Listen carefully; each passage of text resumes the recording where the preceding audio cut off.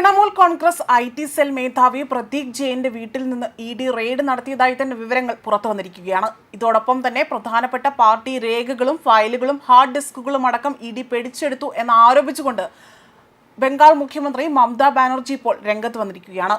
ഇതോടുകൂടി തന്നെ EDയുമായി അവർ കൊമ്പ് കോർക്കുകയും വലിയ രീതിയിലുള്ള പ്രശ്നങ്ങൾ അവിടെ ഉടലെടുക്കുകയും ചെയ്തതായും വൃത്തങ്ങൾ സൂചിപ്പിക്കുന്നു.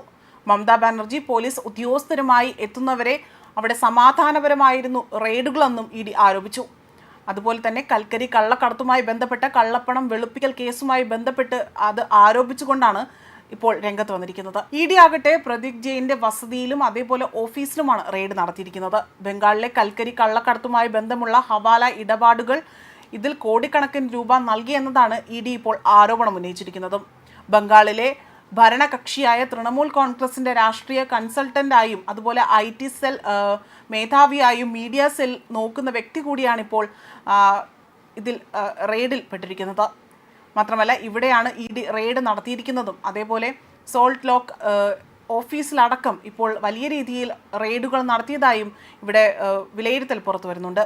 അതേപോലെ തന്നെ ജെയിന്റെ വീട്ടിലുമായി രാവിലെ 7 മണി മുതൽ കേന്ദ്ര അർദ്ധ സൈനിക സേനകളുടെ സാന്നിധ്യത്തിലായിരുന്നു ED ഉദ്യോഗസ്ഥർ റെയ്ഡ് നടത്തിയത്. മറ്റ് ഇടങ്ങളിലെല്ലാം തന്നെ അതായത് 8 ഇടങ്ങളിലായി തന്നെ റെയ്ഡ് നടത്തിയതായും ഔദ്യോഗിക വൃത്തങ്ങൾ സൂചിപ്പിക്കുന്നുണ്ട്. പാർട്ടിയുമായി ബന്ധപ്പെട്ട ആഭ്യന്തര രേഖകളും ഹാർഡ് ഡിസ്കുകളും ED പിടിച്ചെടുത്തതായി തന്നെ മമതാ ബാനർജി ആരോപണം ഉന്നയിക്കുന്നു.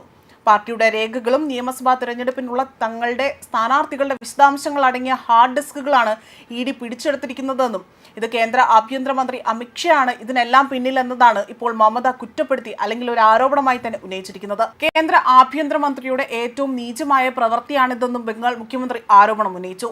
രേഖകളെല്ലാം തന്നെ ED പിടിച്ചെടുത്തത് BJPക്ക് കൈമാറാൻ പോകുന്നതായി തന്നെ മമത ഇപ്പോൾ മാധ്യമ പ്രവർത്തകരോട് പറഞ്ഞിരിക്കുകയാണ്.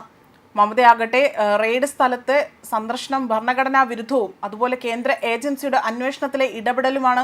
അത്തരത്തിലൊരു കാര്യം നടക്കാൻ പാടില്ല എന്നതാണ് ഇപ്പോൾ നിയമസഭയിലെ പ്രതിപക്ഷ നേതാവായ സുവേന്ദു അധികാരി അഭിപ്രായപ്പെട്ടുകൊണ്ട് രംഗത്ത് വന്നിരിക്കുന്നത്.